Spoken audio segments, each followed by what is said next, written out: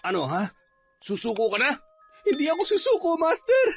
Kaya ko pa, Master. Magbabayad ka.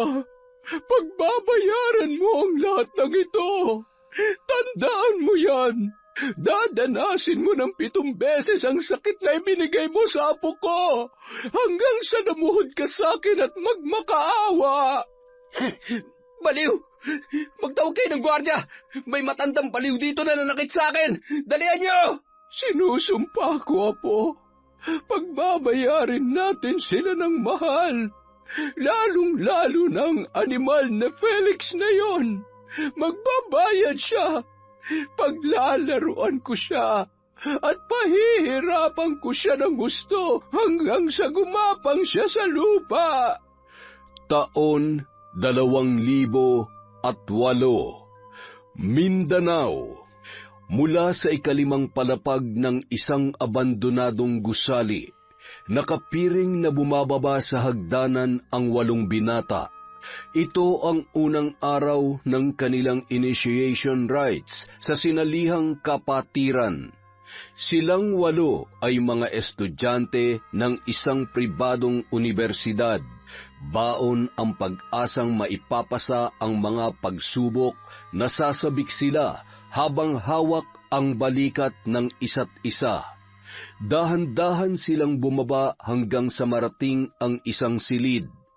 Doon ay bumungad sa kanila ang isang kagalang-galang na tinig, ang boses ng kanilang master initiator na si Felix. Ngayong araw, masusubok ang inyong tatag at tibay. Ito ang araw kung saan mabibinyagan kayong 8. Handa na ba kayo? At sabay-sabay na tumugon ng pagsang-ayon ang 8 binata. Hindi ko marinig! Handa na ba kayo? Sa pagkakataong yun, mas malakas na ang ginawang pagtugon ng mga kalalakihan. Ikaw, handa ka na ba? Tila dumadagundong ang boses ni Felix sa loob ng silid habang nakatayo sa likuran ni Ricky. Yes, Master! Hubad ang kalahating katawan ng binata. Walang pang itaas na saplot. Nakasandal ang 2 niyang kamay sa pader. Nakapiring ang mga mata. Kahit kinakabahan ay hindi siya nagpapahalata. Unang hataw ng pamalo ay pikit mata niyang nilabanan ang sakit. Dumapo ang padel sa likod ng kanyang mga hita. Masakit ba? Hindi po, Master. Muli na naman siyang hinataw ng pamalo. Sunod-sunod na dumapo yun sa magkabilang likod ng kanyang mga hita. Halos magpanting na ang kanyang mga tainga dahil sa sakit, ngunit kailangan niyang maging matatag para sa kanyang mga layunin. May mga pagkakataong natutumba na siya, ngunit pilit pa rin siyang tumatayo. Tagaktak na rin ang pawis sa buo niyang katawan. Impit siyang napapadaing dahil sa bawat pagdapo ng padel sa kanyang balat ay halos malapnos ito sa tindi ng pagkakahataw.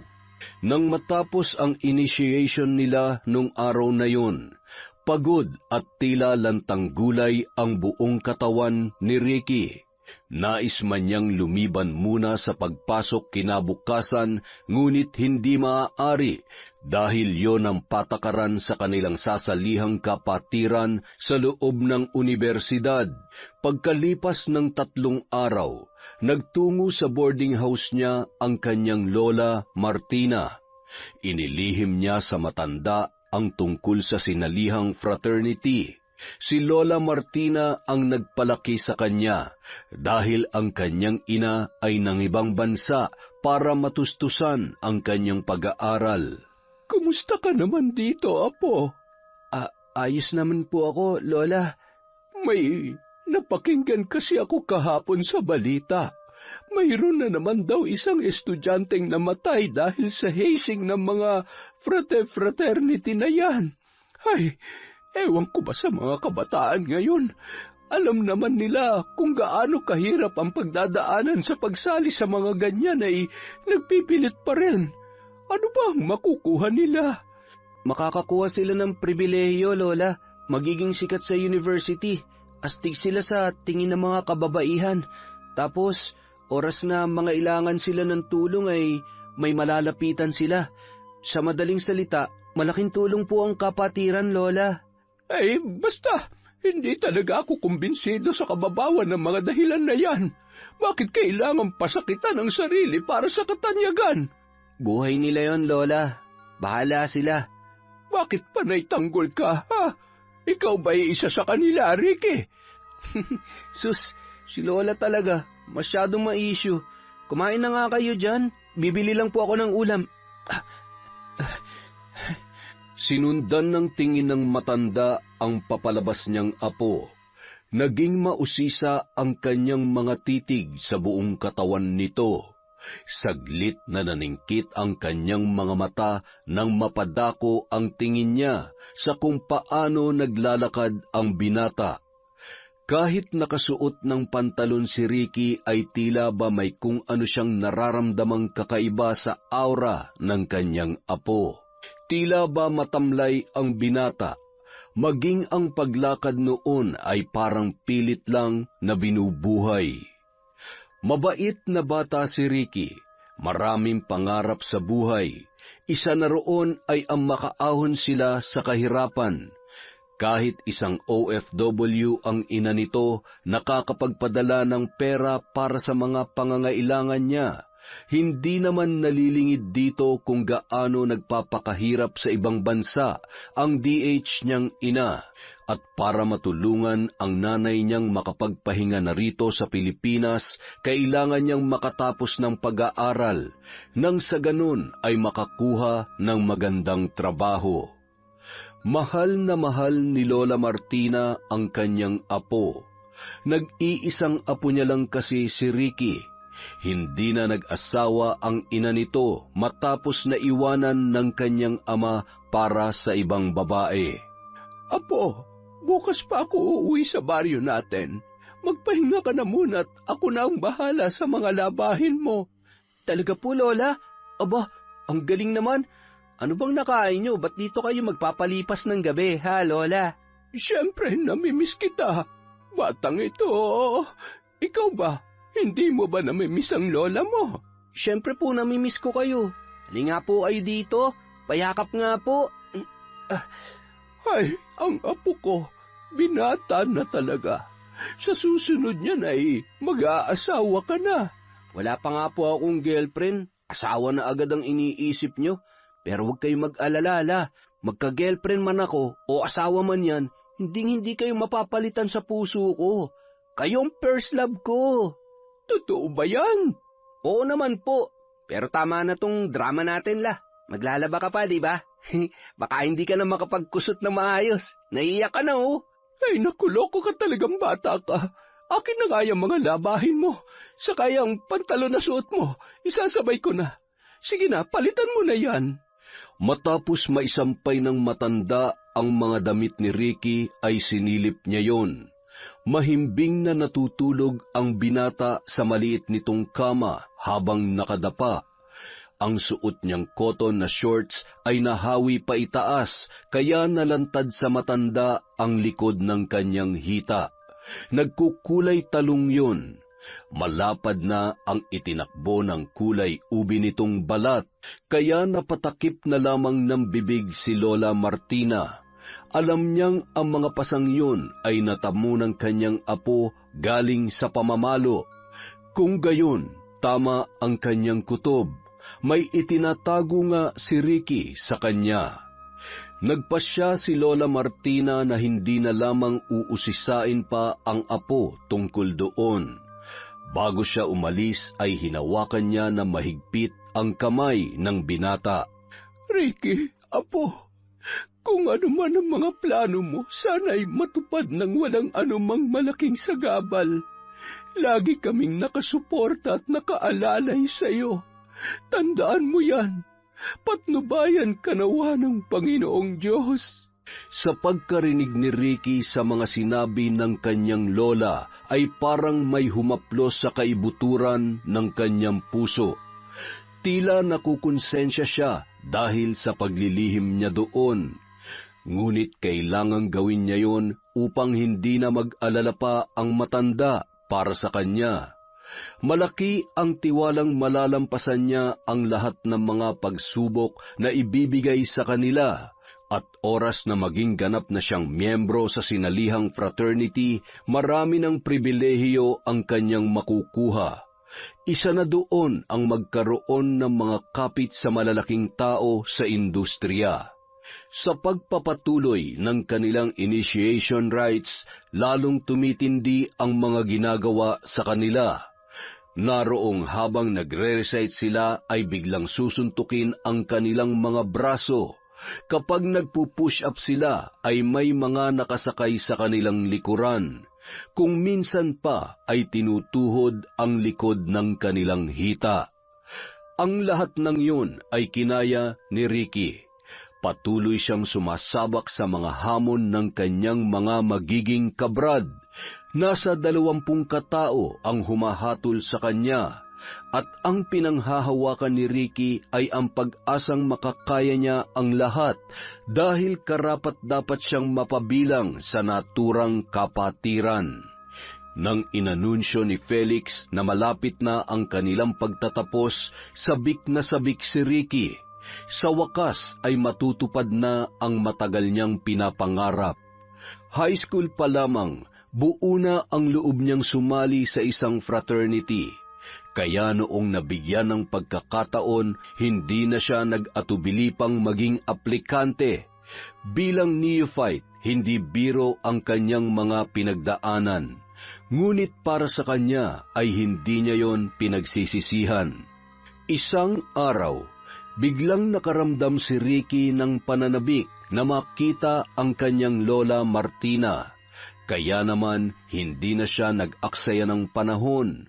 Umuwi siya sa kanilang baryo na ilang oras ang biyahe bago marating.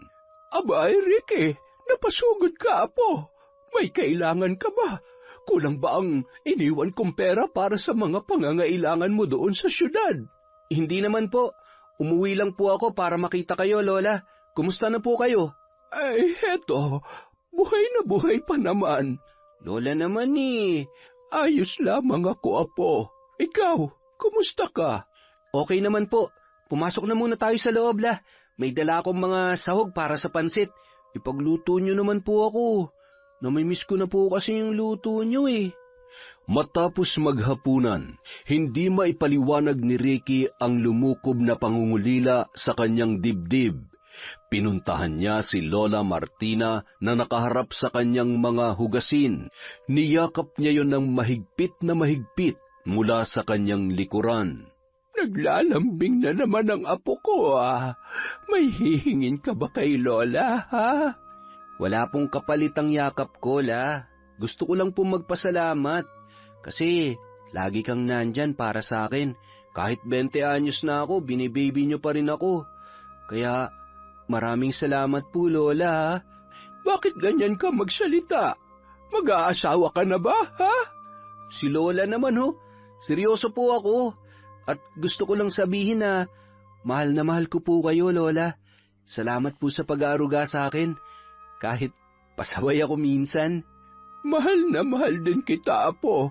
Sana lamang ay wala kang itinatago sa akin. Maaari mong sabihin sa akin ang lahat ng pinagdadaanan mo. Pinapakonsensya mo naman ako, Lola eh. Bakit? Meron ba akong dapat malaman, ha? Meron po. Sana maintindihan niyo ako, Lola. Hindi ko naman gustong maglihim, kaso nga lang ay kailangan po eh. At sinabi na nga ni Ricky ang tungkol sa kanyang sinalihang fraternity. Pati ang kanilang mga ginagawa ay inilahad niya sa matanda. Itigil mo na kaya yan, apo. Nag-aalala ko sa kaligtasan mo. Bawal na pong umatras, Lola. Isa pa, malapit na nga ang pagtatapos namin eh. At pinapangako kong kakayanin kong lahat ng ibibigay nilang pagsubok. Ako pa. Ay, basta lagi ka lamang mananalig sa Panginoon. Lagi mong isaisip na kahit ano man ang mangyari, nandito lamang kami ng mama mo. Iwanan ka man ng buong mundo, kami ng mama mo ay laging nandito, nakasuporta sa'yo. Kinabukasan, bumalik na sa boarding house si Ricky. Nag-ensayo siya sa kanilang mga ire-recite para sa kanilang final initiation na gaganapin sa susunod na araw. Kinabukasan, sa isang abandonadong gusali na mayroong 5 palapag, dinala ang mga neophyte. Kasama na roon si Ricky. Nakapiring ang 8 habang nakikinig sa kanilang master. Ngayong araw ang inyong final initiation. Gagraduate na kayo. Pero bago kayo magsaya, dadaan muna kayo sa mga huling pagsubok. Tibay at tatag ng loob ang magiging puhunan ninyo. Paharap sa pader, nakapila ang 8 lalaki. Walang pang-itaas na saplot, nakapaalang at ang tanging suot nila ay ang kanilang mga boxer shorts. 50 beses na iahataw ang paddle sa inyo. Ngayon natin masusukat ang tibay ng kalooban nyo. At mabilis na hinataw ng pamalo si Ricky. Sunod-sunod yon mula sa 20 kataong nagsasagawa ng ritual sa kanila.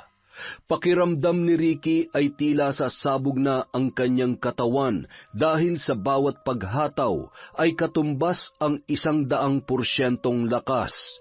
Nanginginig ang buo niyang kalamnan at habang tumatagal ay parang nawawalan na siya ng lakas. Nabuwal ang binata sa sahig, ngunit pilit siyang tumayo dahil nakasaad na sa isipan niya na ito ang araw na hindi niya susukuan. Tayo! Muling hinataw ng paddle si Ricky. Napaluhod siyang muli dahil sa hindi na niya kaya ang pamamanhid ng hita at binti. Nang dumapo ang pamalo sa kanya, ay malakas siyang dumaing. Ano ha? Susuko ka na? Hindi ako susuko, Master. Kaya ko pa, Master. Sumulyap si Felix sa iba pang mga kasamahan.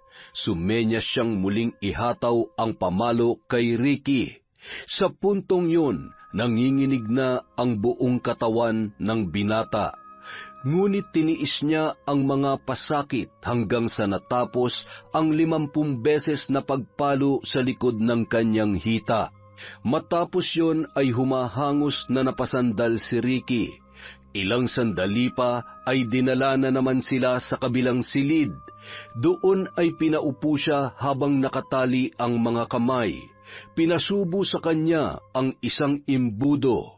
Nagbukas naman ng isang boteng alak si Felix at kaagad na ibinuhos yon sa imbudong nasa bibig ng binata.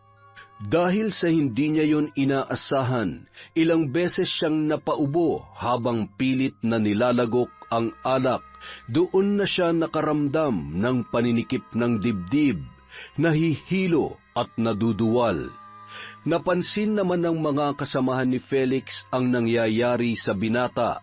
Agad nila itong kinalagan at binuhat papunta sa isang higaan. Mahina ka naman pala eh. Kaya ko. Master! Iiling-iling si Felix na iniwan si Ricky sa higaan. Sumuka na ang binata ng paulit-ulit, hanggang sa nandilim na ang kanyang paningin. Ilang minuto ang lumipas nang mapaubong muli si Ricky. Naalala niya ang lahat na nangyari. Sa pag-aalalang baka na pag-iwanan na siya ng ibang neophytes, pilit na iginalaw niya ang kanyang sarili. Ramdam niya ang sakit na dulot ng pamalo. Kahit nahihirapan na siyang huminga, ay pilit siyang gumapang para puntahan ang kanyang master. Ngunit nalaglag lang siya sa kamang kanyang kinalalagyan. Ang unang lumapat sa sahig ay ang kanyang ulo. Malakas na nabagok ang ulo niya, dahilan para muli siyang himatayin. Kaagad naman siyang nilapitan ng mga miyembro ng fraternity. Dali-dali siyang binuhat ni Felix para dalhin sa kanilang sasakyan. Ngunit nang nasa hagdanan na sila, nabitawan siya ng binata. At sa muling pagkakataon, ang kanyang ulo ang naunang lumapag sa konkretong sahig. Nagpagulong-gulong pa yon sa hagdanan. Ano ba?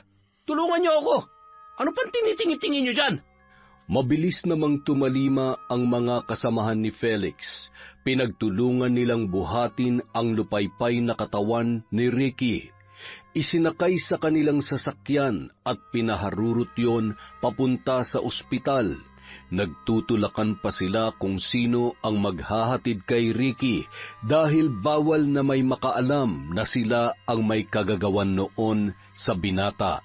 Tawagin niyo na lang ang gwardya. Bilis! Nang maibaba na si Ricky, ay pinaharurot na nila papalayo ang kanilang sasakyan. Samantala, hindi maipaliwanag ni Lola Martina ang biglang paninikip ng kanyang dibdib. Agad siyang kumuha ng tubig para uminom, ngunit sa paghawak niya sa babasaging baso ay bigla itong nadulas mula sa kanyang kamay, dahilan upang mabitawan niya yon at mabasag. Diyos ko! Ilang minuto pa ang lumipas, matapos na mailigpit ang mga bubog mula sa nabasag na baso, nakatanggap ng tawag si Lola Martina sa telepono. Hello? Ay, magandang araw po. Gusto lang po naming ipaalam sa inyo na nasa ospital po ngayon ang apo ninyo. Si Ricky? Bakit? Ano nangyari sa kanya? Hindi na nagbigay pa ng ibang impormasyon ang lalaking tumawag, matapos sabihin kung saang ospital dinala ang binata. Walang sinayang na sandali si Lola Martina, kaagad siyang nag-impake ng mga dadalhing gamit para puntahan ang kanyang pinakamamahal na apo. Pagkarating sa ospital, tumambad sa kanya ang kalunos-lunos na anyo ni Ricky. Nakasuot na ang binata ng damit pang ospital. Maraming mga linya ng aparato ang nakakabit sa kanyang katawan, at ang mas malala pa ay hindi pa rin siya nagkakaroon ng malay. Nurse, ano ba talaga ang nangyari sa apo ko? Lola, hindi pa po namin masasagot yan sa ngayon.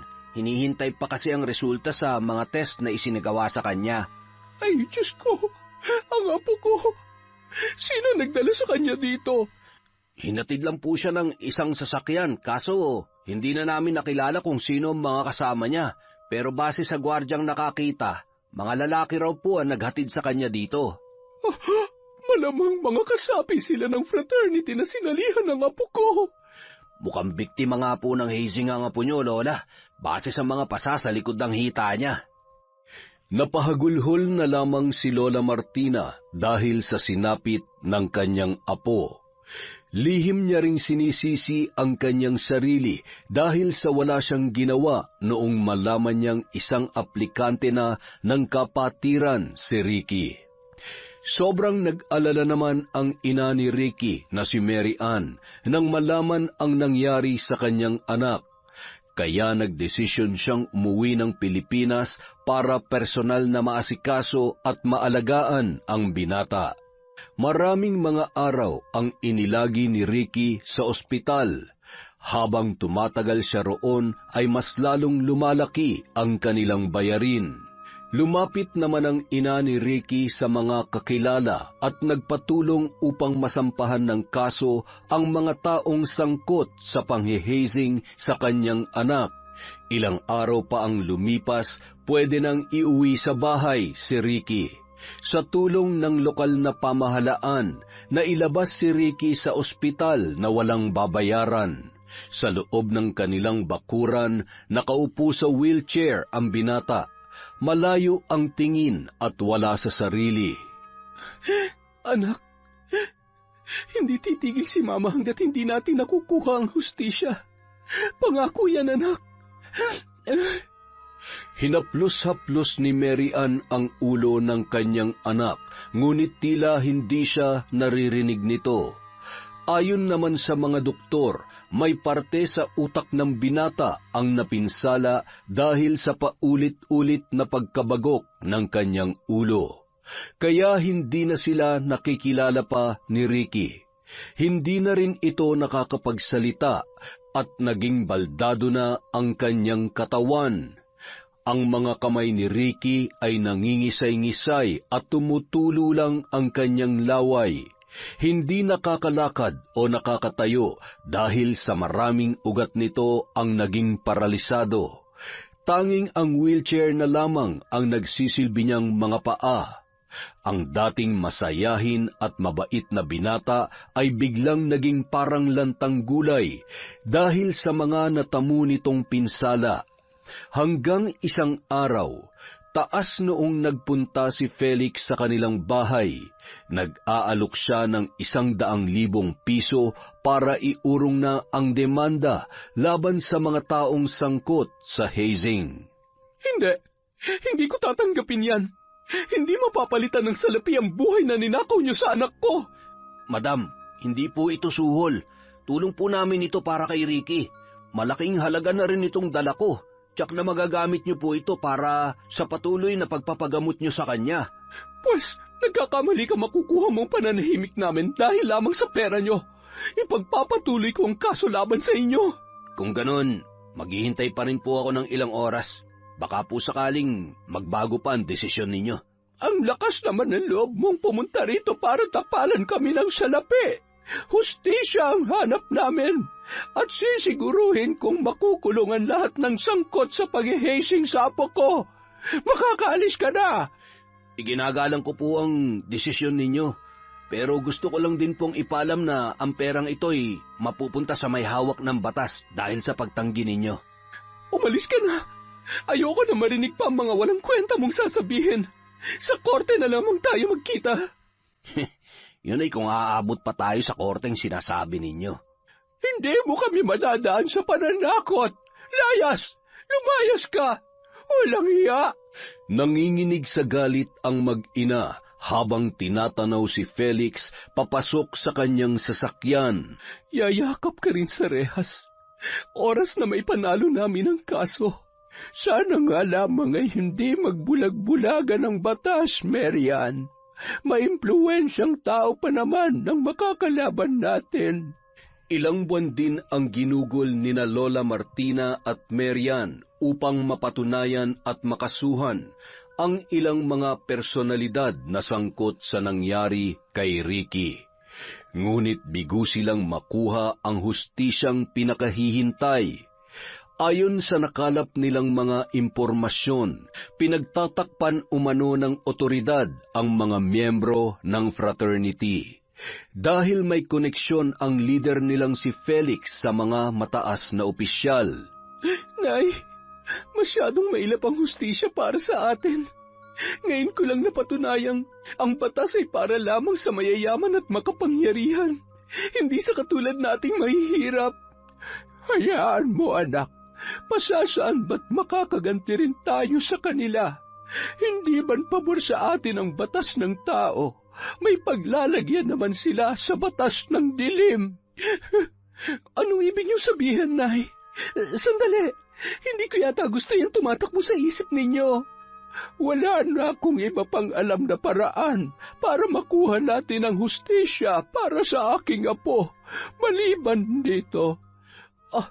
Hindi ako makakapayag, Nay. Ayokong pati kayo ay matanda na ako, anak. Nay.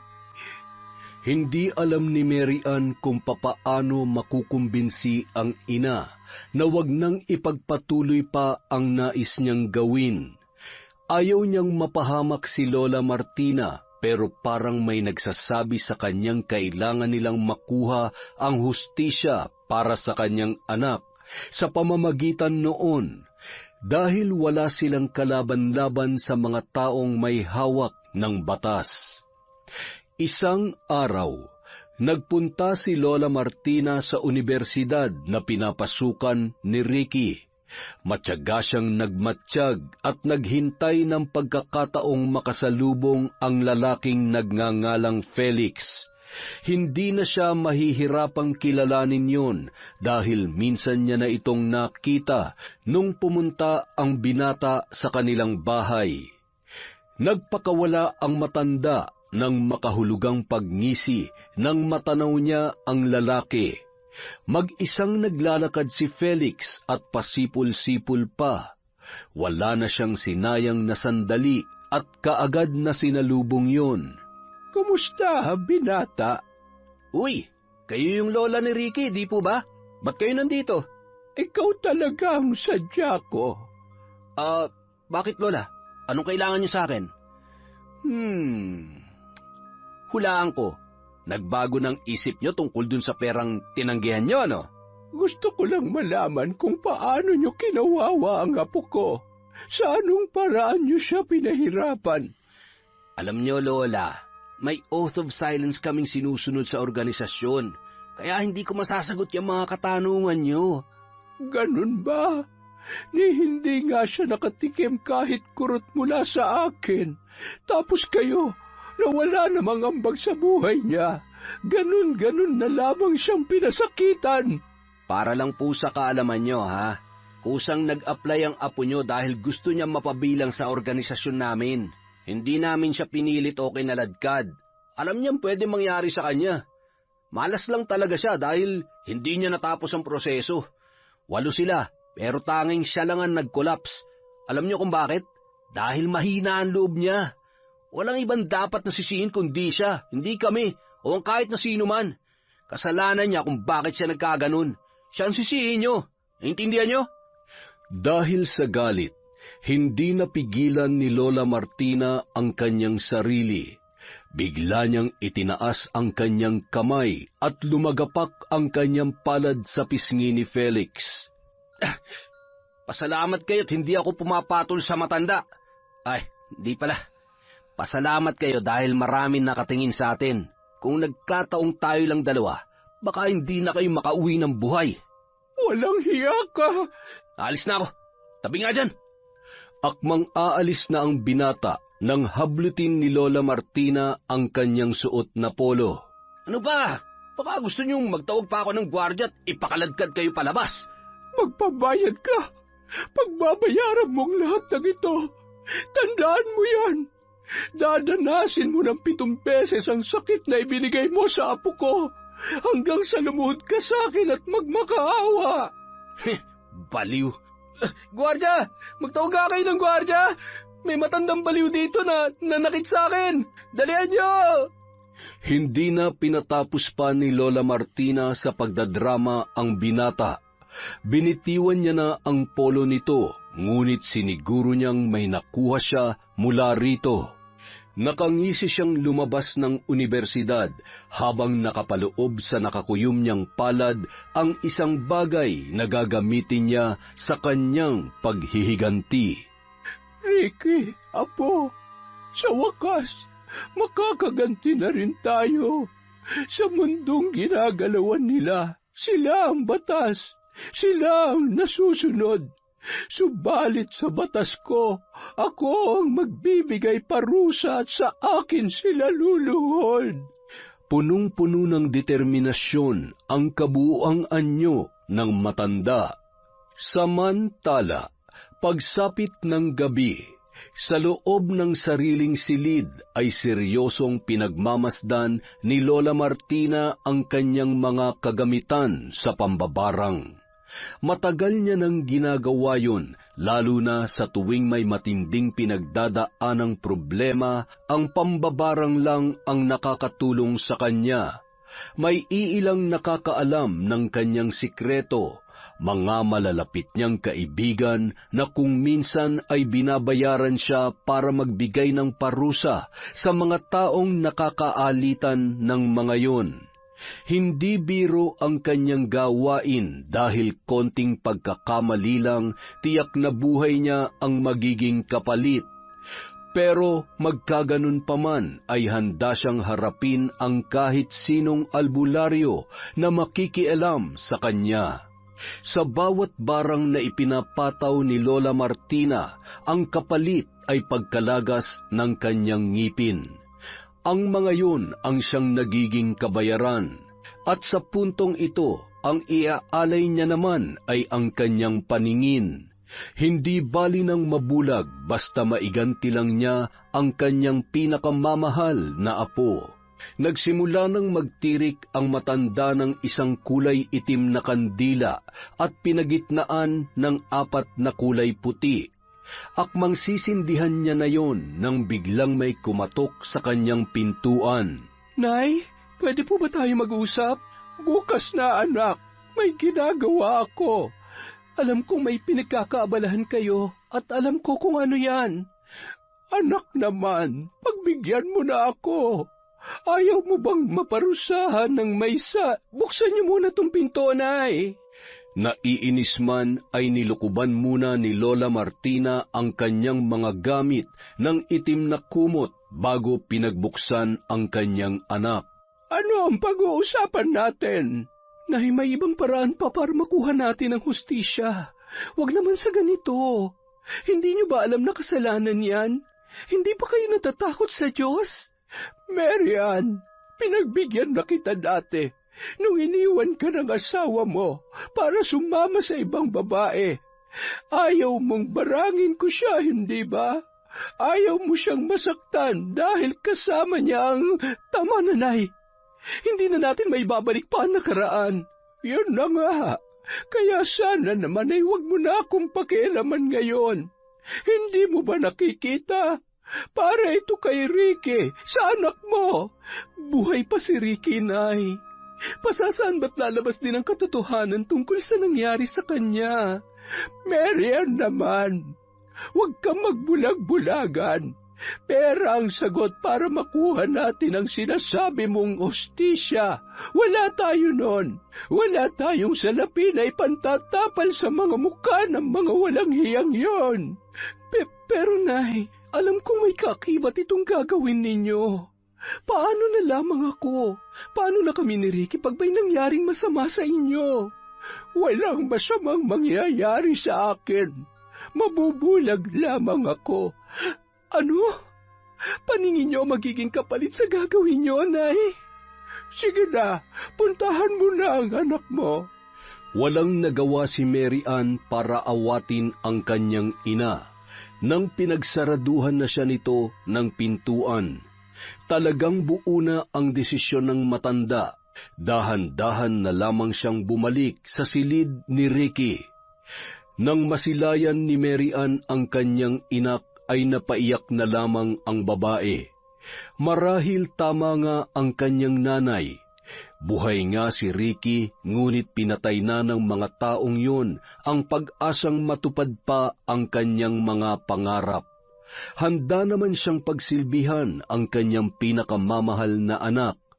Ang tanong nga lamang ay makakaya ba niyang makitang malaya ang mga lumapastangan dito, samantalang naghihirap ang binata sa kanyang naging sitwasyon. Magbabayad kayong lahat. Samantala, ipinagpatuloy ng matanda ang nasimulang gawain. Mula sa maliit na bote, pinakawalan niya ang isang mabuhok na higad na kulay itim. Humayo ka at puntahan mo ang may-ari nitong hawak ko. Hindi muna natin siya papatayin. Ipapalasap muna natin sa kanya kung gaano katindi ang aking puot at galit. Inilapag ni Lola Martina ang hawak niya at ipinatong doon ang mabuhok na higad. Bumulong-bulong siya ng mga orasyon at humalo sa hangin ang kanyang halakhak nang matapos siya sa kanyang ginagawang ritual. Samantala, mahimbing na natutulog si Felix sa kanyang malambot na kama.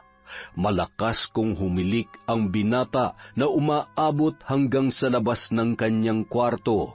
Nang biglang tila may bumara sa kanyang lalamunan, ang malakas niyang paghilik ay napalitan ng sunod-sunod na pag-ubo. Halos mapigtas ang kanyang hininga dahil doon. Mabilis siyang lumabas ng kwarto para magtungo sa kusina.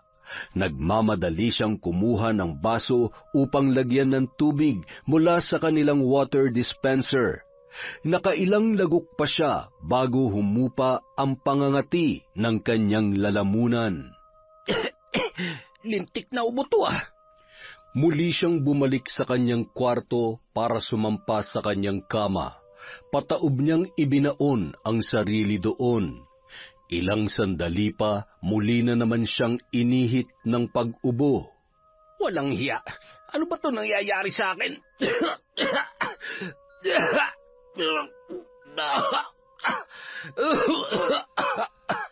Napabalikwas siya ng bangon at padabog na naupo. Walang tigil ang pag-ubo ng binata. Nangangati ang kanyang lalamunan at ramdam niya ang pag-init sa loob noon. Naluluha na ang kanyang mga mata dahil sa walang tigil na pag-ubo. Sinaltik-saltik pa niya ang kanyang dibdib ng makailang ulit para maibsan ang kanyang nararamdaman. Muli siyang lumabas ng silid para magtungo sa kusina. Doon ay nakasalubong niya ang kanyang ama na si Dr. Danny. Ano nangyayari sa iyo, Felix? Ewan ko ba pa, bigla na lang akong inubo ng inubo eh. Naistorbo tuloy ang pagtulog ko. Eto ang gamot. Kanina pa kasi kita naririnig na kumakahol dyan. Ininom naman agad ni Felix ang kapsula na ibinigay ng kanyang ama. Ramdam niyang tila may humaharang sa loob ng kanyang lalamunan, dahilan upang hindi niya malunok ang nasabing gamot. Sa muli niyang pag-ubo ay nailabas niya pa yon. Pa, mukhang may problema yata ang lalamunan ko. Parang may kung anong nakabara sa loob eh. Titingnan ko yan bukas, anak. May asikasuhin pa kasi ako. Sige na, ha? Subukan mong inumin ulit yan. Matapos iwanan ng ama, muling sinubukan ni Felix na lunukin ang gamot at tagumpay naman niyang nagawa yon. Pagkatapos noon ay tumigil na rin agad ang kanyang pag-ubo. Sobrang effective naman yata ng gamot ni Papa. Bago siya pumasok sa loob ng kanyang silid, ay pinakiramdaman niya muna ang sarili. Nang masigurong hindi na kumakati ang lalamunan, ay binuksan niya ang pinto at pataob siyang sumampa sa kanyang kama para makatulog na. Kinaumagahan, nagising si Felix na malat ang boses. Ramdam din niya ang pamamaga ng kanyang lalamunan. Ilang sandali pa, biglang nangati ang kanyang leeg. Nang kamutin niya yon, ay unti-unting nanikip ang kanyang balat. Ramdam niya ang pangangapal noon, kasabay ang pagkalat ng pantal sa kanyang batok. Ay, ang kati naman. Makaligo na nga lang. Pagkatapos maligo ay muli niyang sinipat ang sarili sa salamin. Ngunit laking gulat niya nang masilayan ang leeg niyang halos dumoble ang pamamaga. Ha? Bakit ito nagkaganito? Bigla siyang napaubo sa puntong yon at nangilabot siya nang may lumabas sa kanyang bibig, mga balahibo ng kung anong insekto. Nasa tansya niya ay umabot ng isang baso ang dami. Anong mga ito? Bakit? Saan ito nanggaling? Dahil sa takot, kaagad niya yung itinapon sa labas ng bintana. Dala ng kilabot ay nanginginig pa ang kanyang mga daliri at tinatambol ng kaba ang kanyang dibdib. Hindi mapakali si Felix dahil sa nangyari, kung kaya tinawagan niya ang doktor niyang ama. Pinapunta siya nun sa klinik sa katiningnan. Binigyan din siya ng ilang gamot para sa namamantal niyang leeg. Mabuhok na higad lang yata ang dumapo sa iyo, Felix eh. Kaya nagkaganyan ang balat mo.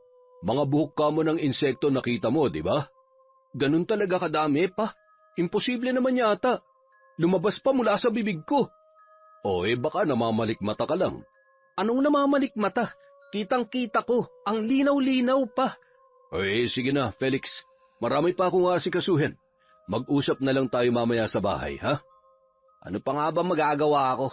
Ganyan naman kayo lagi.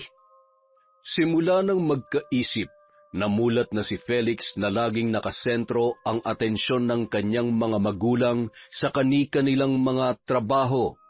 Ang ama niya ay laging nasa klinika, samantalang ang kanyang ina ay abala sa kanilang negosyo. Ngunit magkaganon pa man, laging nasusunod ang layaw ng binata.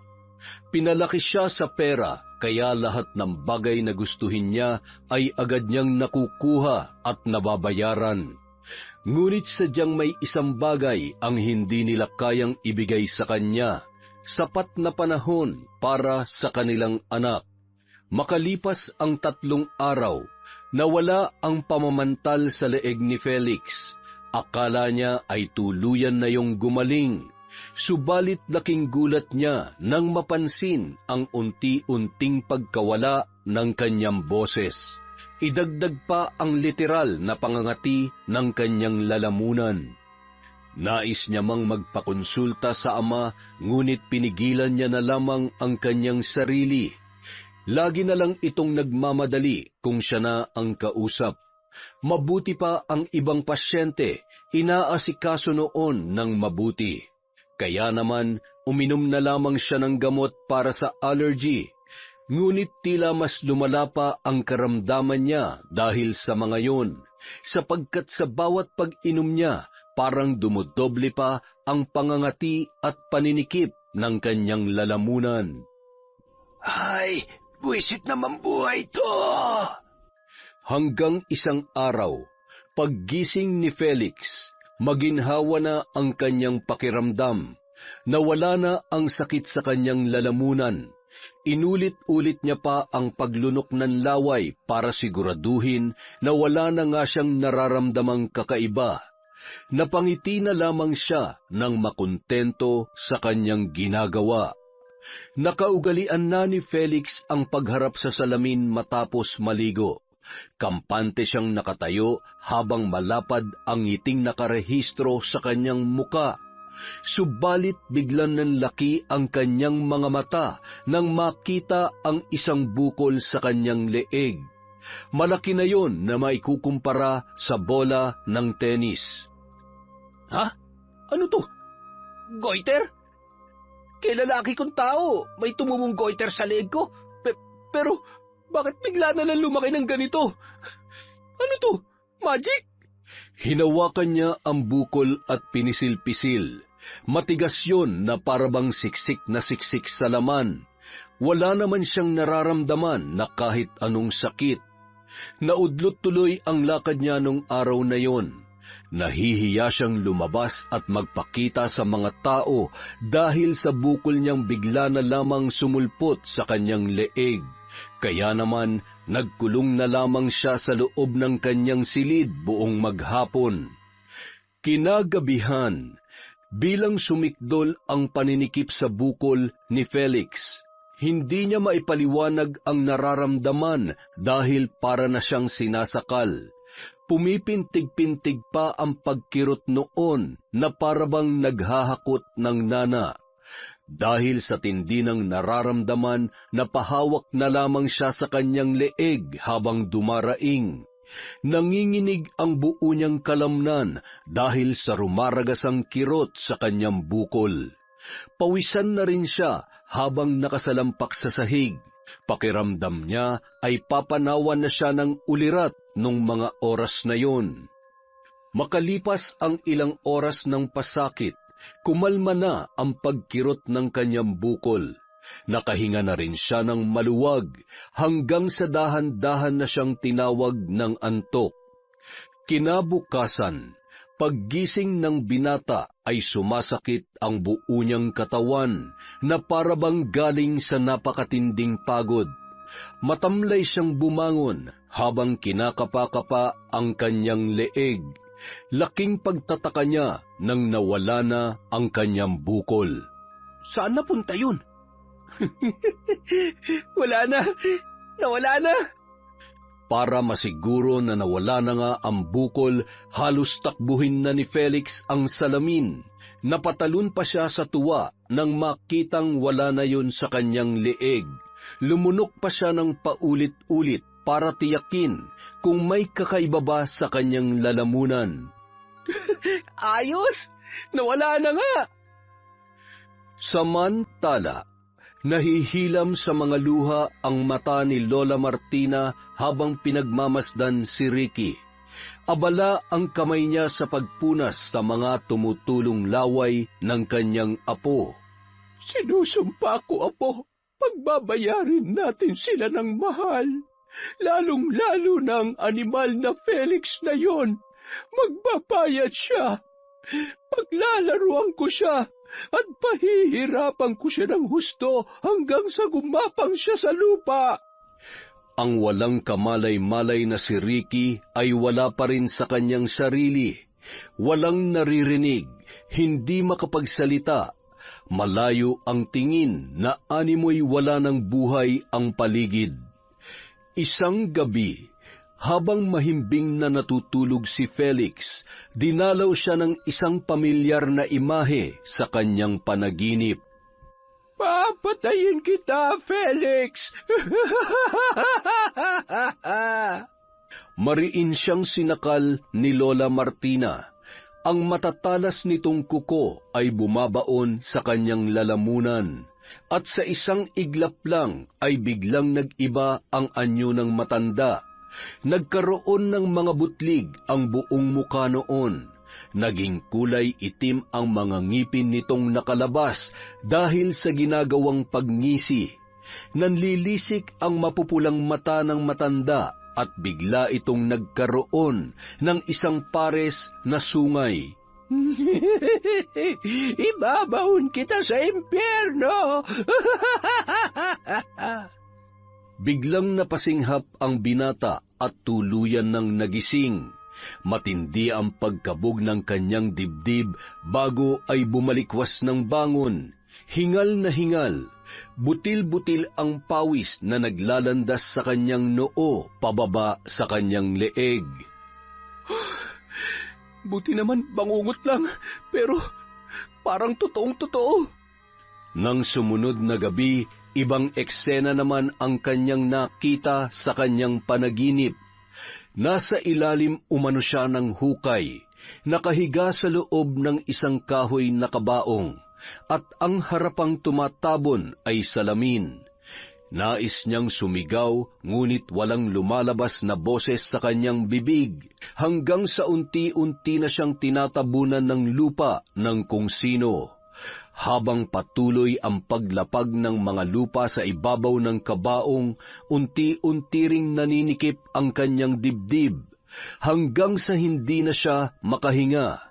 Bigla siyang nagising at nasapo ang kanyang dibdib. Napatingin siya sa orasang nakasabit sa dingding, 3:00 pa lang ng madaling araw. Ano ba nangyayari sa akin? Bakit lagi na lang akong dinadalaw ng masasamang panaginip gabi-gabi at lagi rin ako nagigising kapag ganitong oras na? Iba't ibang nakagigimbal na senaryo ang nagpapakita sa kanya sa bawat gabing nahihimbing siya sa pagtulog. Nang nabanggit niya naman yon sa kanyang ama, sinabi lang nitong huwag matutulog ng busog o di kaya ay kumakalam ang sikmura. Baka atakihin siya sa puso kapag lumala ang kanyang bangungot. Nang mga sumunod na araw, 3 gabi na walang bumabagabag kay Felix, ngunit ng ika-4 na araw, muli na naman siyang dinalaw ng masamang panaginip. Sa loob ng kanyang sariling silid, pataob na nakahiga ang nakahubad na si Felix, nang bigla na lamang pinagbabayo ng matigas na bagay ang likod ng kanyang hita. Napahiyaw siya dahil sa sakit. Gusto niyang tumayo at manlaban, ngunit parang ipinako na siya roon. Nais niyang makita kung sino ang gumagawa noon sa kanya, ngunit bigo siyang masilayan ang naturang nilalang. Tanging pagsigaw na lamang ang kanyang nagagawa. Ilang minuto rin ang itinagal ng pambabayo sa kanya. Ramdam niya ang pagpulandit ng dugo mula sa kanyang hita. Pakiramdam niya ay nadurog na ang kanyang mga buto. Hanggang sa tumigil na rin yun. Naigalaw niya rin sa wakas ang buo niyang katawan. Nang kapain niya ang kanyang likod na hita, mga uod ang kanyang nahawakan. Dahil sa bumalot na pagkabigla ay sinuri niya yon, at ang bumungad sa kanyang paningin ay ang sugatan niyang mga paa. Maraming uod ang gumagapang doon, at ang mas nakapagbigay ng panghihilakbot sa kanya ay nang masipat niya na naaagnas na ang kanyang katawan. Ang paligid niya ay biglang nag-iba. Natagpuan niya na lamang ang kanyang sarili sa loob ng isang hukay, nanlilimahid at napapalibutan ng mga naglalakihang bulate. Buisit na panaginip to. Tumayo siya at sinipat ang orasan. Ganoong oras pa rin nang siya ay magising. Ano bang meron sa'yong 3:00 ka? Dala ng sobrang galit, hindi niya na napansin ang mga tumutulong likido mula sa kanyang leeg. Uminom siya ng tubig sa kusina at doon ay may naamoy siya na kakaiba. Iginala niya ang kanyang paningin, ngunit wala naman siyang nakitang bulok na pagkain o di kaya ay patay na daga. Nang walang ano-ano ay napakamot siya sa kanyang leeg. Nakapa niya doon ang malapot na likido. Inamoy niya yun at napatayong bigla dahil sa amoy nitong nakakasulasok. Mabilis na nagtungo si Felix sa harapan ng salamin. Hindi maipinta ang kanyang muka nang masilayan ang nakakapangilabot at nakakasukang sugat na naglalabas ng dilaw at mabahong likido. Malaki ang sugat niyang yun na sakop ang harapan ng kanyang leeg. Sa pinakagitna nito ay mayroong pabilog na maliit na butas. Kaya naman patakbo siyang nagtungo sa silid ng kanyang ama. Pabuksan mong pinto, pa! Ano pa ba, Felix? Madaling araw pa lang eh. Dinig na sa buong bahay ang pambubulahaw mo. Ano bang problema mo, ha? Pa, tingnan yung leg ko. Ano nangyari dyan? Ba't nagkaganyan yan? Hindi ko alam. Anong hindi mo alam? Katawan mo yan. Gumagamit ka ba ng pinagbabawal na gamot? Hindi bigla na lang yung sumulpot dyan eh. Ay naku, ewan ko sa'yo. Tingnan natin yan mamaya. Maligo ka na nga muna doon tapos linisin mo yung sugat mo. Iba ng amoy eh. Masakit sa ilong. Pero pa... Wala nang pero. Felix naman, patulugin mo ako. Kaalis lang na mama mo eh. Himala, dito siya natulog. Di ba laging busy yun sa negosyo niya? Huwag kang magsalita ng ganyan sa mama mo, Felix. Lahat ng pagsisikap niya para sa iyo yun. Para sa atin. Sabi ko nga eh. Ang galing, di ba? Sige na pa, kita na lang tayo mamaya sa klinik. Tila may pagtatampong tumalikod na lamang si Felix sa kanyang ama. Sino nga ba naman ako para paglaanan niyo ng panahon?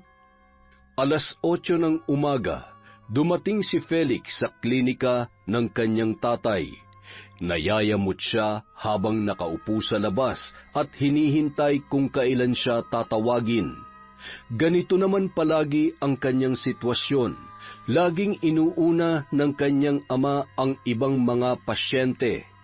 Ang galing talaga ng mga magulang ko. Nag-iisang anak na nga lamang ako, hindi pa nila ako maasikaso. Paano pa kaya ako nagkaroon ako ng mga kapatid? Felix, pumasok ka na rito. Dumaan siya sa maraming tests bago pinatanggal ni Danny sa kanya ang balabal na nakapulupot sa kanyang leeg. Iba na talaga ang amoy nitong sugat mo.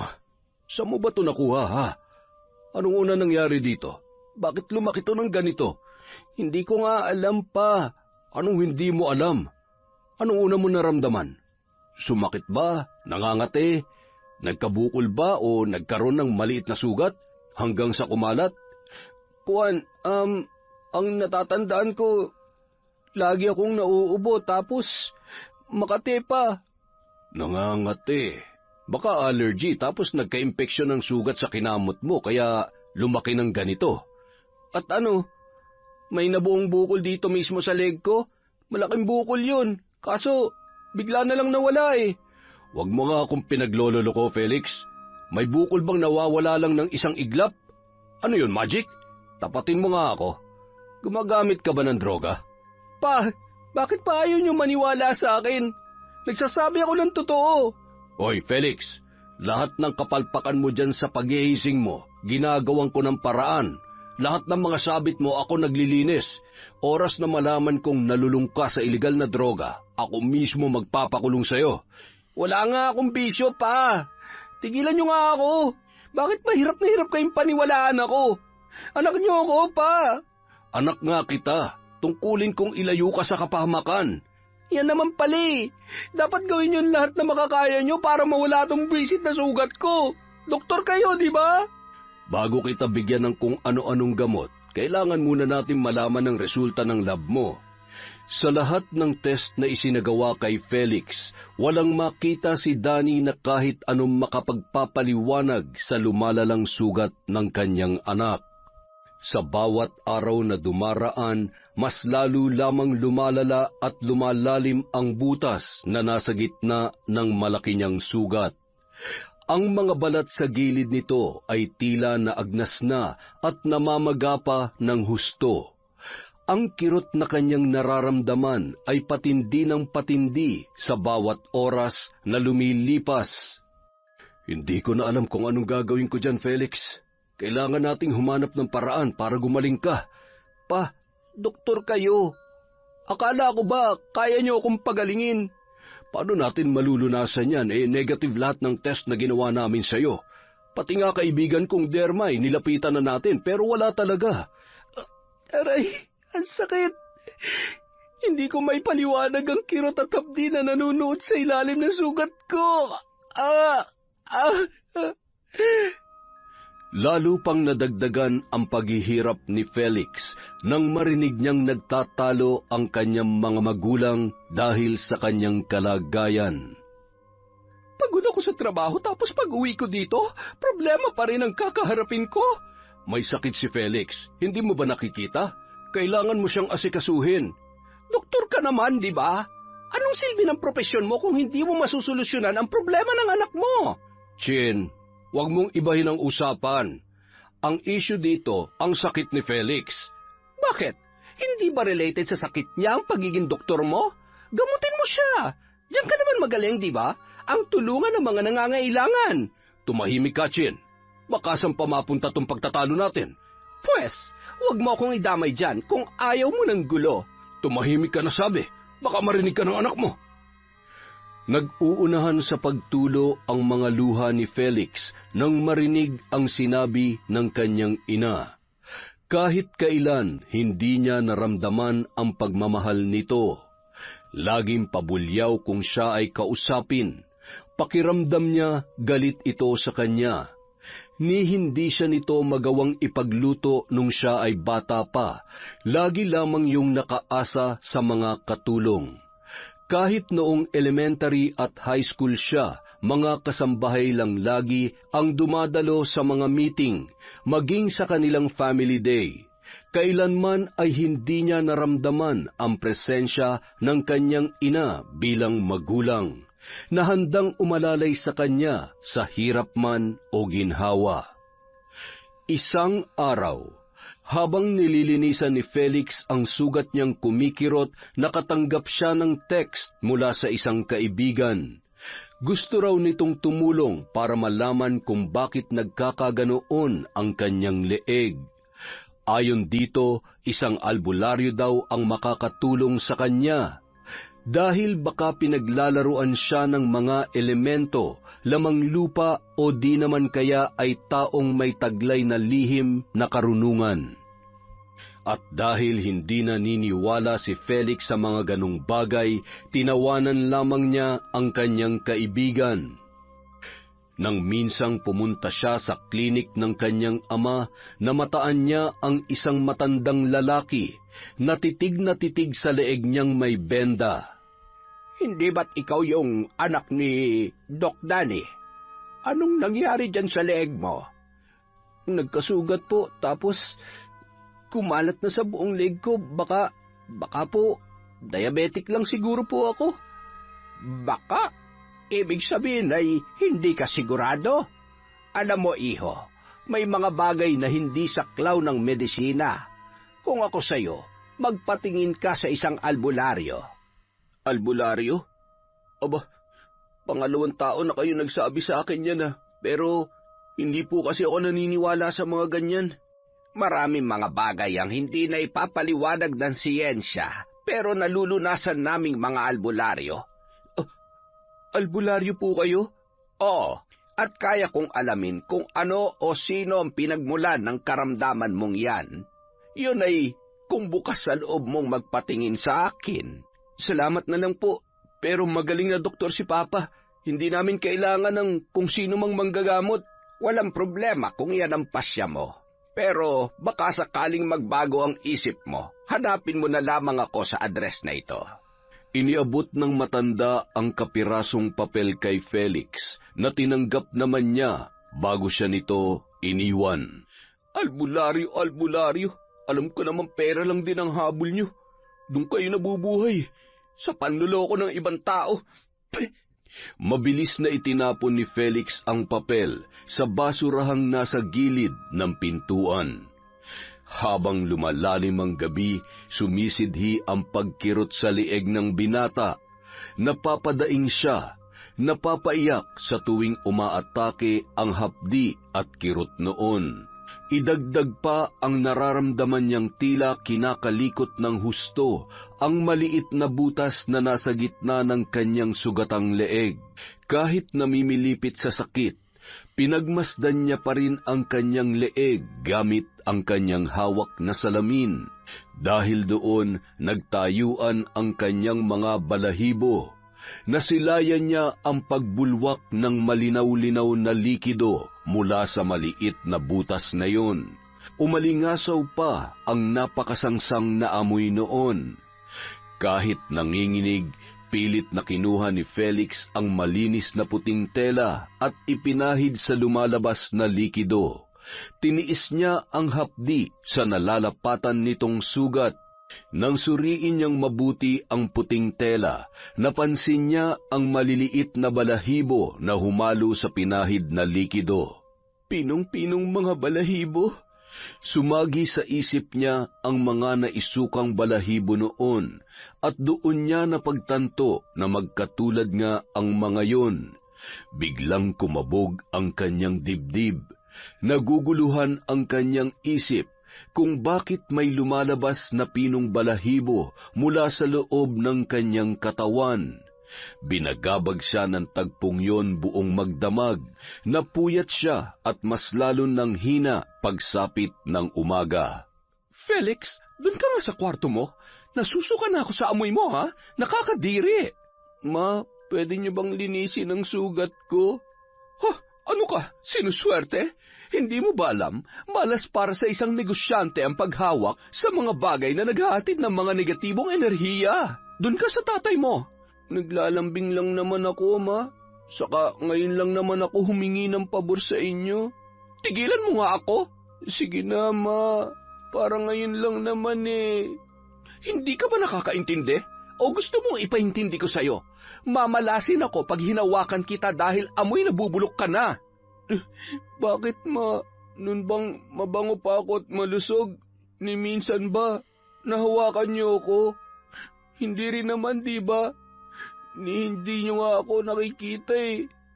Kasi para sa inyo, negosyo lang ang mahalaga. Walang ibang mahalaga kundi pera. Buti pa si Papa kahit papano may malasakit sa akin. Hoy, wag mo nga akong sinusumbatan ng ganyan, ha? Baka nakakalimutan mong nabubuhay ka dahil sa pera ko. At wag mo akong ikumpara sa ama mo. Magkaiba kami. Anong kaguluhan ito? Kausapin mo nga yung anak mo, Danny. Masyado nang tumatalim ang tabas ng dila. Magsorry ka sa mama mo, Felix. Hindi na naituloy pa ng binata ang nais sana niyang sabihin nang makaramdam siya ng paninikip ng dibdib. Hanggang sa pakiramdam niya ay may unti-unti nang sumasakal sa kanya. Napapahiyaw na siya sa sobrang sakit dulot ng tila pagpiga sa kanyang leeg. Ang maputla niyang balat sa muka ay biglang nangitim na animoy barado ang daluyan ng kanyang dugo. Habang sa kanyang leeg ay nabalot ng pulang likido ang bendang nakalagay doon. Felix, ayos ka lang ba? Hindi ako makahinga. Chin, alalayan mo ko. Dadalhin natin si Felix sa ospital. Dali! Ano? Bakit mo pa ako isasama? Siyempre, ikaw ang mama niya. Wala ka na ba talagang pakialam sa anak natin, ha? Hindi ko siya anak, Danny. Alam mo yan. Kaya wag mo akong pilitin na maging magulang sa kanya. Chin! Kahit nahihirapan at namimilipit sa sakit, ang mga katagang binitawan ni Chin ay umalingaw-ngaw sa loob ng tainga ni Felix. Hindi na niya narinig pa ang sagutan ng dalawa dahil tumulo na ang kanyang mga luha. Nabingi na siya at ang tanging tumatak sa kanya ay ang binitiwang salita ng ina. Napakasakit na marinig ang katotohanan. Ang matagal na niyang tinatanong sa sarili ay nabigyan na ng kasagutan. Kaya pala walang pakialam si Chin sa kanya dahil hindi niya ito tunay na ina. Subalit ang isiping yon ay nawaglit nang tuluyan na siyang nawalan ng malay sa loob ng sasakyan. Mula sa mahimbing na pagkakatulog, nagising si Felix sa isang napakadilim na lugar. Wala siyang maaninag na kahit na anong liwanag. Masikip sa kanyang kinaroroonan, halos hindi siya makagalaw.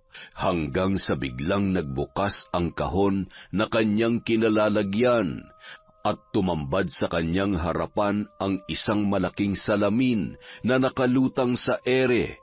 Doon ay nasilayan niya ang sarili. Nakasuot pala siya ng disenteng damit, ngunit pinaglalaruan ng mga naglalakihang uod ang kanyang leeg. At sa isang iglap lang, biglang bumukas ang butas sa gitna ng kanyang malaking sugat. Iniluwa noon ang isang mabalahibong higad na malusog at buhay na buhay. Sobrang nangilabot si Felix. Nagpakawala siya ng ubod lakas na pagsigaw. Biglang nabasag ang salamin at tumilapon ang mga bubog na yon sa kanya. Hanggang sa ang buo niyang katawan ay biglang nabalot ng lupa, habang nakadagan sa kanya ang basag-basag na salamin na tila baluti. Muli siyang sumigaw dulot ng takot, hilakbot at pangingilabot. At bumulaga sa kanya ang nakangisi na si Lola Martina. May hawak itong bilog na bagay na hinihipan at binubulungan. Parang totoo yung panaginip ko. Ang lola yun ni Ricky. Ang lola ni Ricky. Sinong Ricky? Papa, lagi ko napapanaginipan ng lola ni Ricky. Mayroon siyang ginagawa sa akin. Huwag mong sabihin, binabarang ka. Mama, nandito kayo? Gumapang ang tuwa sa puso ni Felix nang masilayan ang ina. Ngunit nang maalala niya ang sinabi nito, biglang tumulo ang kanyang luha mula sa mga mata. Sino po ang totoo kong ina? Nasaan po siya? Anak, saka na natin yan pag-usapan. Tingnan mo, hindi makabubuti sa iyo ang... Sige na po, gusto ko malaman ang totoo. Sige, ako na magsasabi sa iyo. Pero kailangan ka muna nating mapatingnan sa albularyo, Felix. Mukhang masama ang lagay mo. Kailan pa kayo nagkaroon ng pakialam sa akin, Ma? Bakit ang bait niyo ngayon? Dahil ba sa nalaman ko ang totoo kaya bumabawi kayo? Tanggap ko na, Ma. Tanggap ko nang hindi mo ko kayang mahalin dahil hindi mo naman talaga ako kadugo. Pwede ba? Huwag ka muna mag-isip ng kung ano-ano, Felix. Tingnan mo at dumudugo yung sugat mo. Hindi na nakipagtalo pa ang binata. Sinulit na lamang niya ang pagkakataon na makasama ang kanyang mga magulang. Sa unang pagkakataon ay inasikaso siya ni Chin, binigyan ng oras at inalagaan. Ilang araw matapos makalabas sa ospital, nagtungo sila sa matandang lalaking nagpakilala sa kanya bilang albularyo. Mabuti na lamang at nakalagay sa record ni Danny ang address ng matanda. Nung una kitang makita sa ganyang kalagayan, naramdaman ko ng pinaglalaruan ka ng isang mambabarang. Mambabarang? Oo, Ang mga mambabarang ay gumagamit ng mga insekto sa pamamagitan ng kanilang lihim na karunungang itim. Pinapapasok nila ang mga insekto sa loob ng katawan ng kanilang biktima. Doon ay tila maghuhukay ang nasabing insekto at mamamahay. Yung iba nagpaparami, yung iba naman nagpapakalusog lang. Unti-unti nitong hihigupin ang lakas ng biktima hanggang sa manghina at bumigay na ang katawan. Malalaman ba natin kung sino nagpapasakit sa anak namin? Sa ngayon ay hindi ko pa masasabi yan. Pero mukhang may nakuhang gamit ang mambabarang mula sa anak mo, Doc Danny. Yun ang ginamit niya para may magsilbing koneksyon sa kanilang dalawa. Kung ganoon, maaaring kilala lang namin ang sinasabi mo, mambabarang. Ganoon na nga. Isipin nyo kung sino ang nakaalitan ninyo. Ang lola ni Ricky. Siya lang naman ang laging laman ng panaginip ko eh. Papatay niya daw ako at isasama sa impyerno. Sino ba kasi ang Ricky na yan? Siya yung nalumpo dahil sa hazing ng fraternity nitong si Felix. Naabsuelto na yung isinampa nilang kaso laban sa mga miyembro dahil binayaran ko ng malaki ang may hawak ng kaso. At para hindi na magsalita pa ang pamunuan ng university, nag-donate ako ng malaking halaga para sa naisipan nilang bagong project. Bakit hindi ko alam to? Paano mo naman malalaman? Abala ka sa negosyo mo. Ibig sabihin, ang lola niya mambabarang? Baka naman hindi niyo binigyan ng abuloy kaya naghihiganti. Dapat pinakain niyo na lang ng pera. Ayaw nilang tanggapin, ma. Hustisya ang hanap nila. Gusto nila akong makulong. Sa mga narinig, nag-iba ang ekspresyon ng muka ng matandang albularyo. Kung ganon, mukhang ang kakilala nyo may kagagawan yan.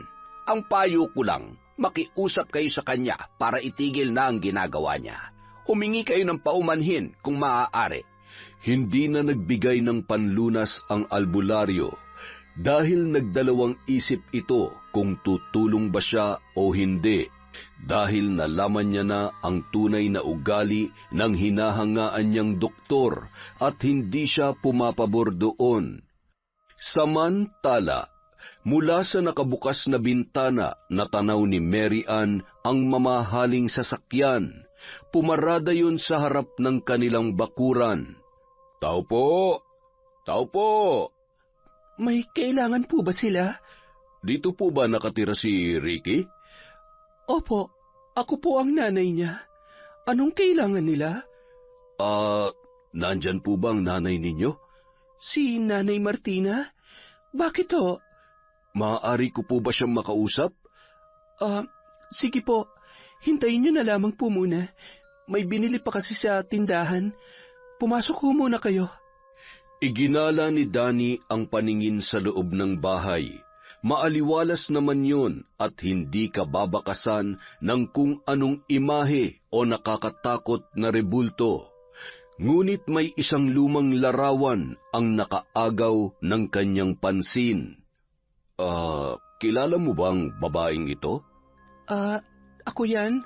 Nung hindi pa ako nakikipagsapalaran sa ibang bansa. Ha? Kung ganun, kilala mo si Monching Soledad? Namilog ang mga mata ni Mary Ann nang banggitin ng lalaki ang pangalan ng dati niyang asawa. Asawa ko siya dati. Bakit ho? Ikaw nga. Alam mo, matagal na kitang hinahanap. Mary Ann ang pangalan mo, hindi ba? Oo. Ay, naku po, Diyos ko. Bakit sa ganitong pagkakataon pa tayo pinagtagpo? Sir, hindi ko kayo maintindihan. Mary Ann, nasa aking pangangalaga ang iyong anak. Bago mamatay si Monching, inihabili niya sa akin ang anak ninyo. Sa tulong ng mga koneksyon ko, naging legal kong anak si Felix. Ang walang hiya. Nagawa niya pang ipamigay ang anak ko matapos niya ako ipagpalit sa iba. Walang ibang babae ang asawa mo, Mary Ann. Sinabi niya ang lahat sa akin. Dahil sa pagmamahal niya sa inyo, nagawa niyang ilihim ang sakit niyang kanser. Gumawa siya ng sulat at sinabing sumama na siya sa iba. Pero ang totoo, mas pinili niya lamang mamatay na hindi niyo nalalaman. At para hindi ka na mahirapan, dinala niya si Felix sa akin dahil alam niya mabibigyan namin ng asawa ko ng magandang buhay ang panganay na anak ninyo. Dahil sa kanyang mga narinig, nanginig ang buong katawan ni Mary Ann. Hindi niya akalain na magagawa yon ng kanyang asawa. Nagimbal siya sa kanyang mga natuklasan. Tumulo ang masaganang luha sa kanyang mga mata at saglit siyang natulala.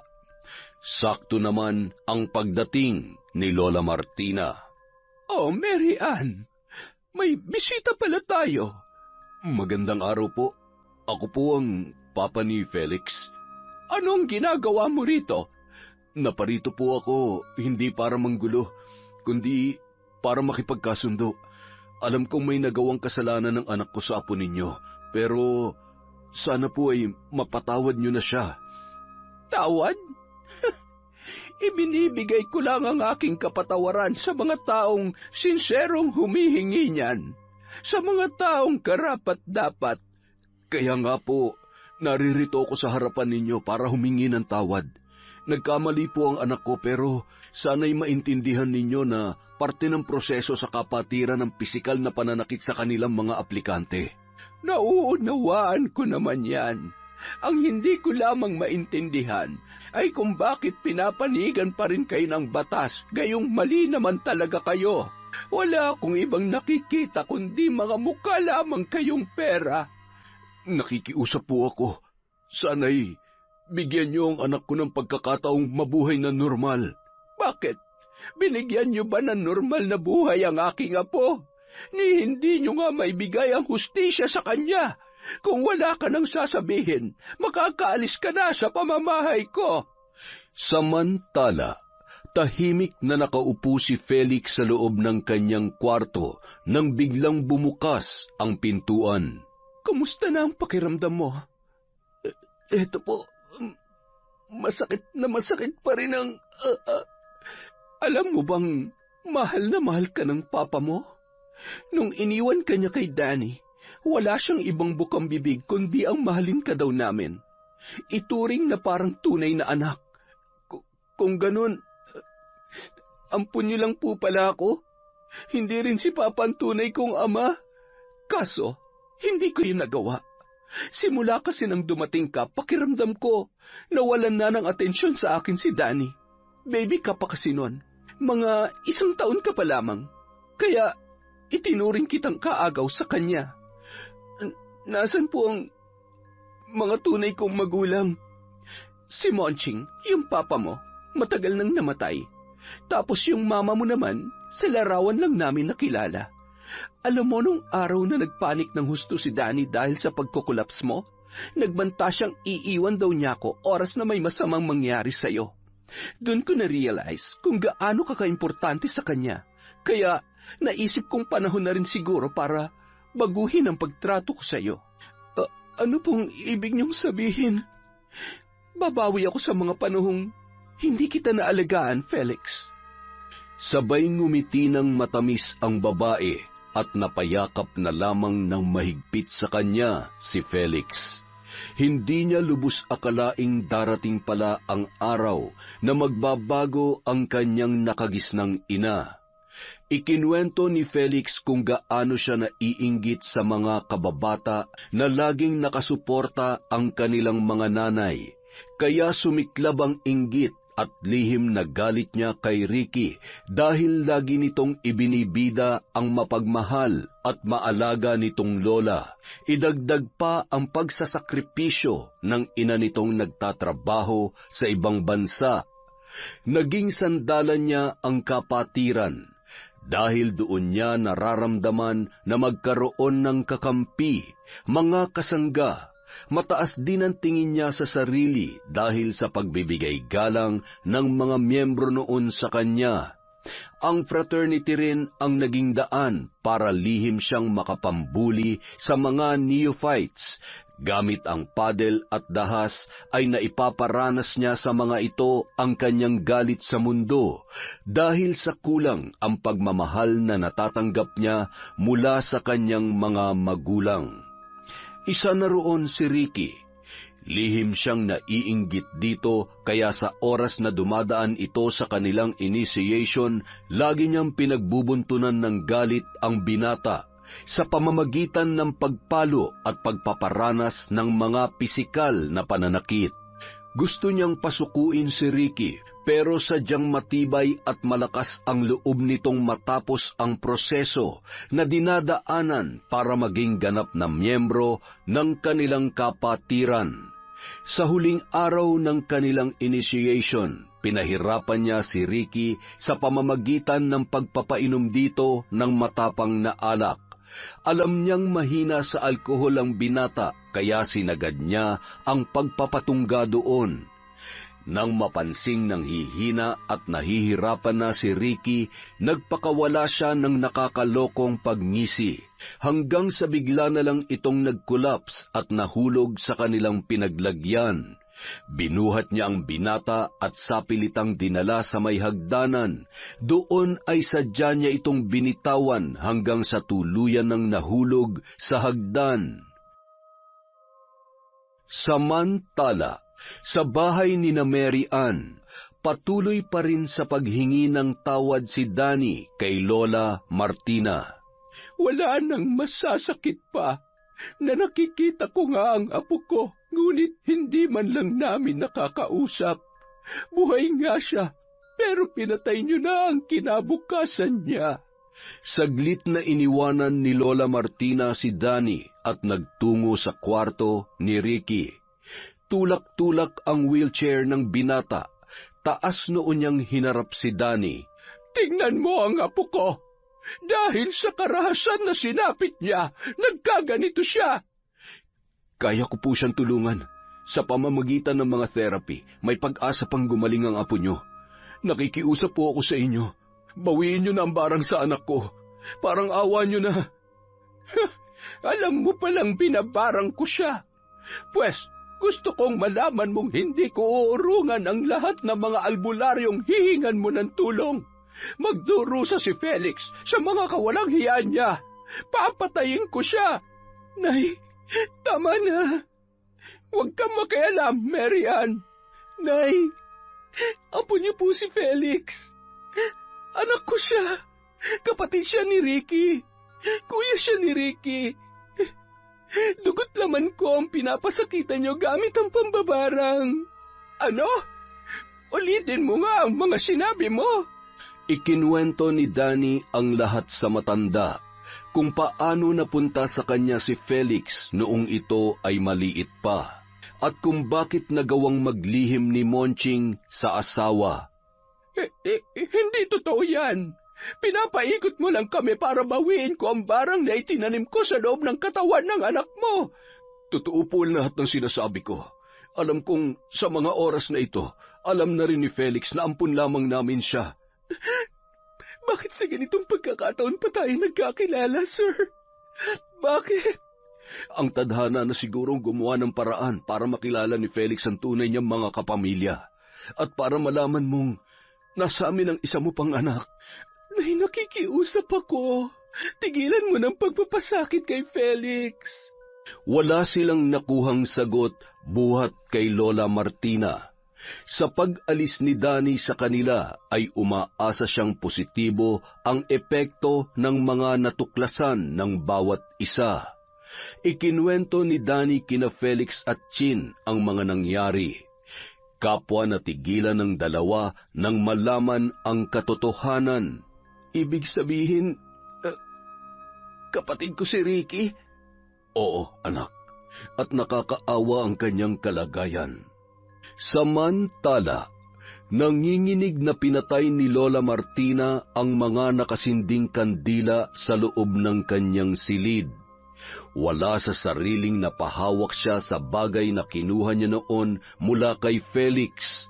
Dinampot niya yon at ikinulong sa loob ng kanyang palad. Ginawa niyang kasing hugis niyon ang sugat ni Felix, pabilog at may butas sa gitna, para mas lumakas ang koneksyon niya sa binatang pinapasakitan. Ang bagay na yon ay walang iba kundi ang butones na nakuha niya mula sa suot nitong polo. Ito na siguro ang huling pagkakataong gagamitin ko ang barang sa isang nilalang. Ang daya naman ng tadhana. Sariling apo ko pa pala ang naging biktima ng aking pambabarang. Subalit kailangan kong tapusin ang ritual. Pasensya ka na, Felix. Ngunit kailangan mo itong maranasan. Sa pagbukas ng palad ni Lola Martina, inilapit niya ang bibig sa butones. Hinipan-hipan kasabay ng pag-oorasyon upang tuluyan ng tapusin ang ritual.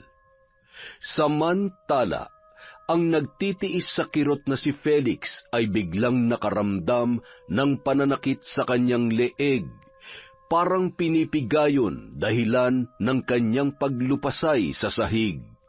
Diyos ko, Felix, anong nangyayari sa iyo, anak? Ang sakit. Ang sakit-sakit.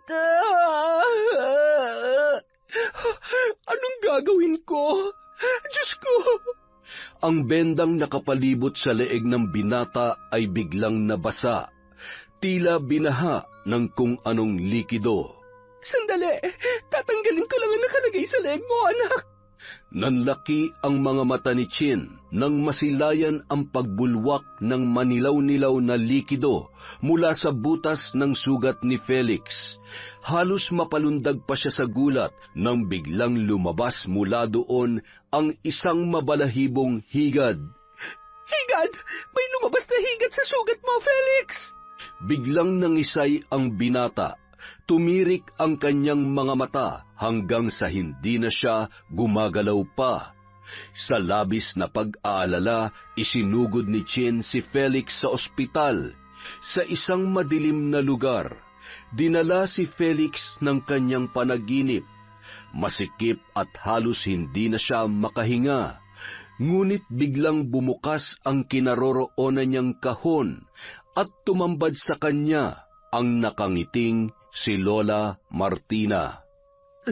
Lola, patawarin niyo na po ako. Hindi ko na po uulitin ang pambabastos ko sa inyo. Pangako magbabago na po ako.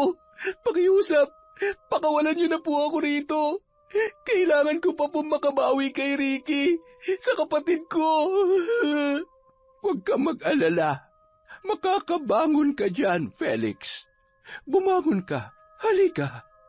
Sa pagbangon ng binata, bumungad sa kanya ang maaliwalas na paligid. Salamat po. Maraming salamat po, Lola. Sa pagmulat ng kanyang mga mata, nasilayan ni Felix ang kanyang mga nakagisnang magulang.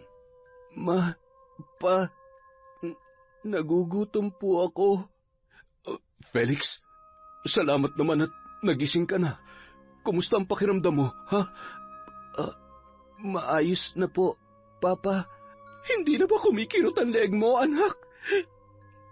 Hindi na po, Mama. Makalipas ang ilang araw, magkakasamang nagtungo sa bahay ni Ricky ang mag-anak ni Felix. Doon ay nagkapatawaran na sila, nagkapaliwanagan at nagkaunawaan. Sinimulan na rin ang therapy ni Ricky at unti-unti na rin itong gumagaling sa paglipas ng mga araw. Ang galit at puot sa puso ni Lola Martina ay napalitan ng kasiyahan. Dahil sa wakas ay nabuo na rin ang kanyang pamilya nang matagpuan nila ang nawawalang apong si Felix. Sa likod ng kanyang bulag na mga mata ay nakikita niya ang mga ngiti sa labi ng bawat isa. Naging makulay na rin ang mundo ni Felix dahil buo na niyang nararamdaman ang pagmamahal ng kanyang mga magulang at ganoon din ang pagmamahal ng kanyang tunay na pamilya. Yon, isa na namang magandang kwento. Sa susunod po ulit ang ating shout-out. Maraming salamat po mula sa Kwentong Enteng.